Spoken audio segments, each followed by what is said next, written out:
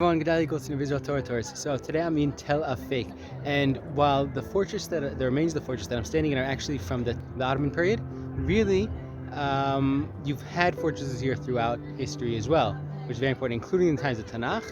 Here behind me, you have some remains from there by that tree. And the question is, why is this an important site where they would want to put fortress? Looking through the window in the upper level of the fortress here, and this is in essence the reason why this place is strategic and important. The city I'm looking at, the modern city right across in front of us, is Rosh Ha'ayin, and the reason that it's called that, it's in the Petah Tikva area. The reason that it's called that is because Rosh Ha'ayin, meaning the head of the spring, and here where I am right now, we have the head of the spring, which starts off the riverbed known as the Yarkon riverbed, makes its way from here all the way out to the coast by Tel Aviv and spills out into the Mediterranean. What that means is, anyone who's traveling along this important route, the Via Maris, on their way between Mesopotamia and Egypt, the great empires of that day, they're going to have to pass through this area. And the less riverbeds that they have to cross over, the better. So they're going to want to pass to the east, the direction that we're facing, in order to avoid some of these riverbeds, including the Yarkon, like we're at right now. Now I'm going to zoom in over here a second. Not so easy to see, but look past that corner of that building, you'll see on the hill across the way, there's remains of a fortress there as well. Okay, that's called Migdal Tzedek.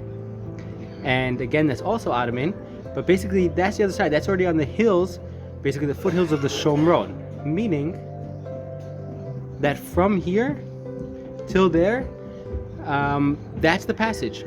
That's the main route of the Via Maris. It's going to have to pass through this narrow point, and that's what makes this Tel Afek an important strategic point. For our purposes, the battle is taking place in these same areas where the Plishtim gather here by Afek. And Am Yisrael gathers not exactly by Migdal Tzedek, but in that area, at a site in Rosh Ha'ayin of today where ancient Eben Ezer was. There are a number of interesting points that come up from a geographical perspective. Firstly, why here?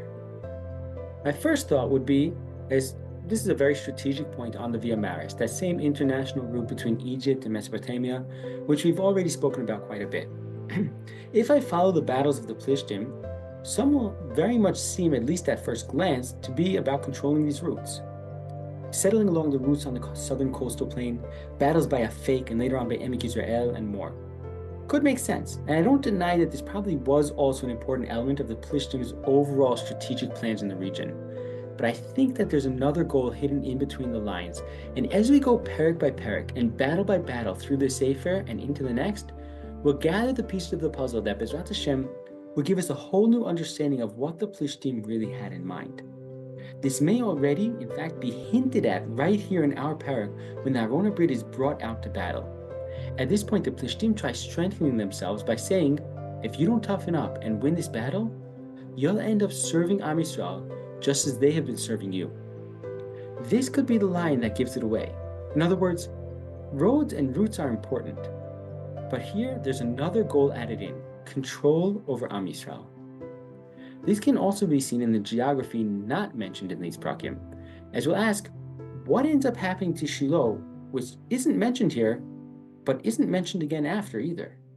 But for that, we'll have to wait and see in the next video.